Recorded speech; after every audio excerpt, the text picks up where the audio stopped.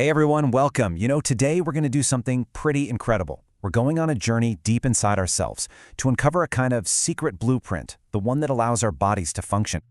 So let me just kick things off with a question, and it's a big one. What are you really made of? I mean, sure, we all know we've got skin, bones, and muscles, but what are they made of? Let's find out.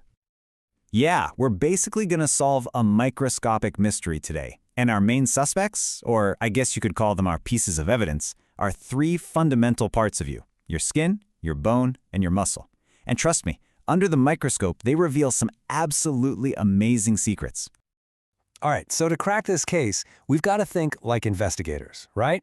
Our first job is to get in there, examine the evidence up close, and figure out what these essential body parts actually look like at a scale we just can't see with our own eyes. Scientists and doctors, they do this stuff all the time. They use these super powerful microscopes to zoom way in on tiny, thin slices of tissue just to understand how they're built. It's not just about how the body works, it's also about how it heals when things go wrong. And today, we're going to do the exact same thing. Okay, let's get right into it. It's time to put our samples under our virtual microscope and start gathering the clues. We're going to look at each one, search for patterns, for anything that can tell us a story about what its job is. So first up, skin. This is our first piece of evidence. It's that amazing protective layer that covers our entire body, right? It keeps all the good stuff in and the bad stuff out. But what's it really look like up close? Whoa, okay, take a look at this. This is a real image of human skin, blown up hundreds of times. So what do you see? Notice how it looks like all these little individual pieces are just squished and packed together? It's not just one solid sheet. It's made of countless smaller parts, all layered on top of each other. Kind of cool, right?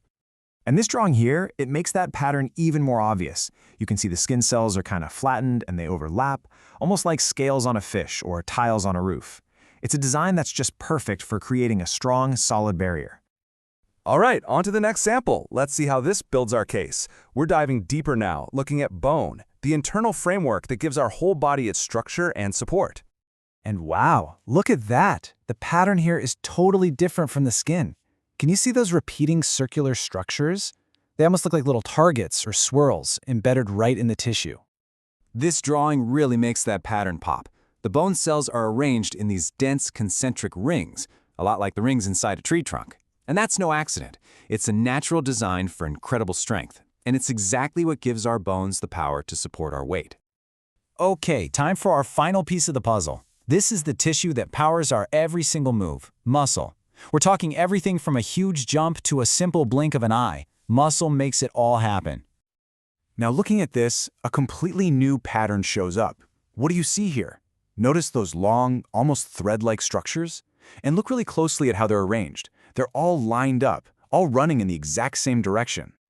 This illustration makes it crystal clear. The muscle tissue is made of these long, stringy fibers, all perfectly aligned.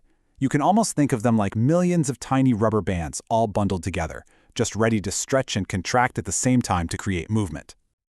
Okay, so we've gathered all our evidence. We've seen three totally different patterns in skin, bone, and muscle. Now it's time to connect the dots and solve the mystery. How does the way they're built relate to the job they do? And this table just lays it all out, makes the connection crystal clear. In every single case, the structure we saw is perfectly designed for its function. The skin's overlapping layers, they create a barrier. The bone's dense rings, they provide strength. And the muscle's aligned fibers, they allow for movement. See? It's not a coincidence at all. It's a fundamental principle of biology. What we've just uncovered here is one of the biggest, most fundamental ideas in all of life science. So let's put some official names to the concepts we've just seen in action.